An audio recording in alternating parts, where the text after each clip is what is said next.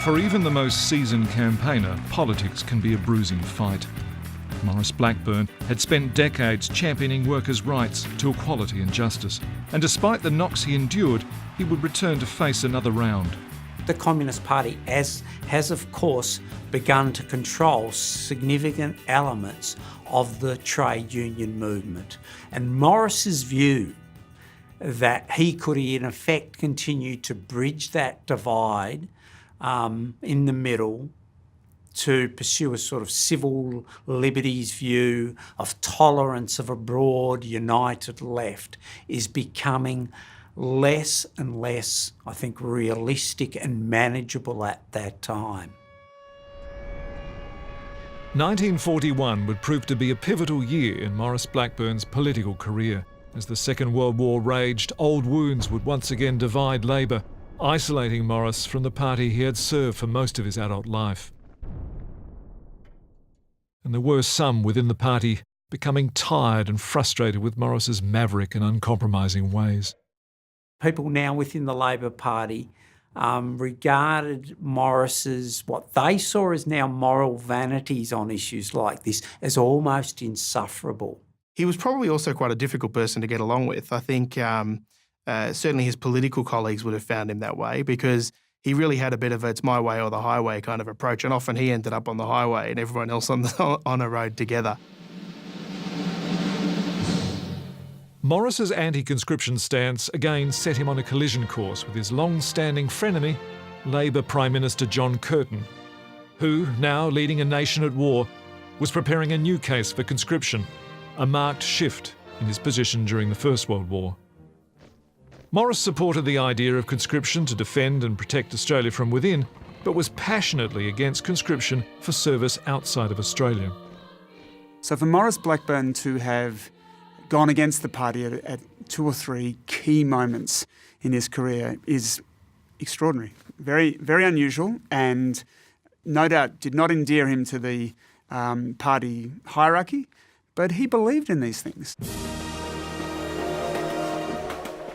It's Maurice's views and continuing support of a united front organisation known as the Australia Friendship Soviet League that ultimately does lead to his expulsion when he refuses to resign from the Labor Party in 1941. Maurice moved to the crossbench, becoming a staunchly independent federal member for Bourke. Despite enormous pressure, he was the only MP to vote against conscription in 1943. Later that year, referred to as a lone wolf by the Labour Prime Minister John Curtin, Maurice went to the election defending his seat as an independent and lost on preferences to the endorsed Labour candidate. His defeat led to uproar and anger amongst Labour's rank and file, who saw Maurice as a hero of the movement and champion of the workers. He told friends he would rather have lost the election than live with the shame of turning his back on all he stood for. He would never return to political life. He died less than a year after he lost the election in 1944 of a cerebral tumour. Maurice Blackburn was 63 years old.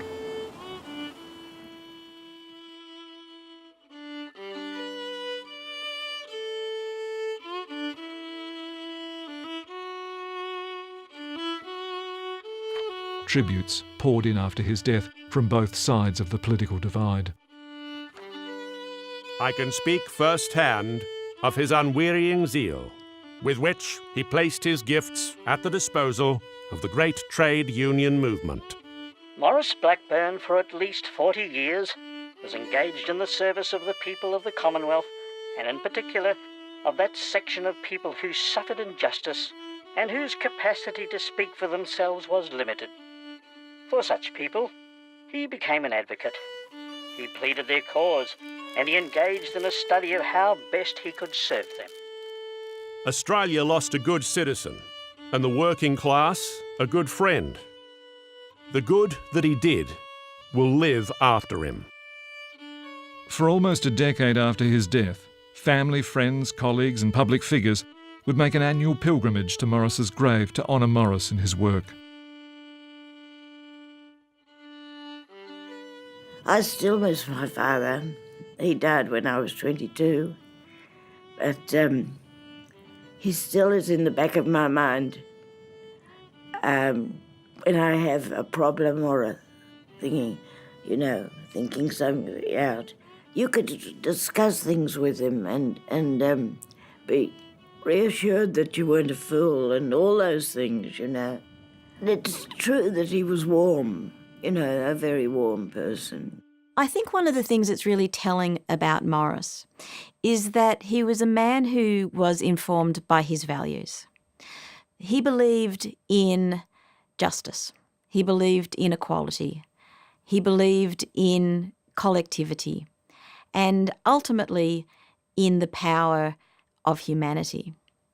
And what's important about that is that it elevates him beyond being just a man with political ambitions. And what a footprint that's been left on Australia, really, from those early days in which he was convinced that, it doesn't matter what your status, what your income, what your position, you should have equal rights before the law and equal access to justice. And so that notion of fairness, is a great legacy going forward. And, he's one of the people who battled and struggled for that to be achieved. The legacy and work of Maurice Blackburn and his wife Doris continues today through the firm that still bears his name. If he was alive today, it's hard to imagine that he wouldn't be losing sleep over whether the rules are really fair. All the things that were really core for him when he set up the firm are still important issues now, and I would think in another 100 years still will be. 100 years after he was talking, more than 100 years after he was raising it as an issue, we're still not there. The treatment of refugees, the treatment of working people, the casualisation of the workforce, the underpayment of people. He would be absolutely appalled. He would be going gangbusters. A lot of the values of Maurice Blackburn back when he founded the firm in 1919 would still be with us today, essentially getting people to justice who otherwise might not be able to afford it. I like to think he'd be proud of us because it is such a powerful legacy to have been fighting for justice and opening up access to justice for 100 years. If Maurice were around today, he'd be saying, not too much partying, we've got work to do. The things that we were not considering back even 60 years ago when I was in a plaintiff's law firm are very much on my mind today. Aboriginal rights, not talked about. Women's rights, not much talked about. And issues of LGBT rights, absolutely not talked about.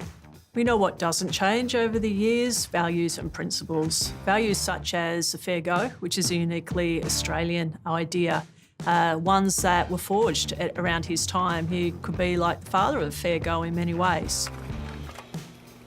Maurice Blackburn spent his life devoted to reform that would improve the lives of all Australians, and to achieve that goal, he pioneered a plaintiff law firm that will go on to help more people than Maurice could have dreamed possible.